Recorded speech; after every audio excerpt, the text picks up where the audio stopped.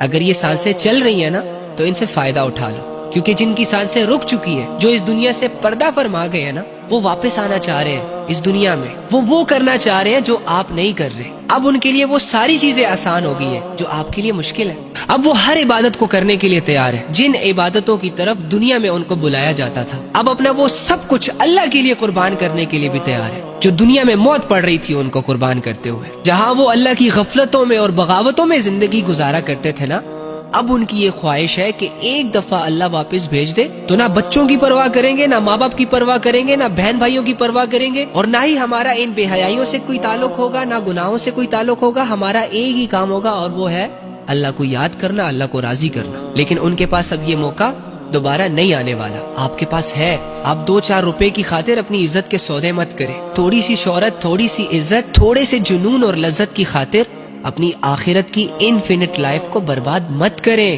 یہ دنیا جو آپ کو دکھا رہی ہے نا، یہ دنیا نہیں ہے۔ اللہ کی باتوں کا یقین کریں اور بچی کچی زندگی کو اپنے لیے بہتر بنائیں۔ کوشش کریں گے نا انشاءاللہ، پلیز۔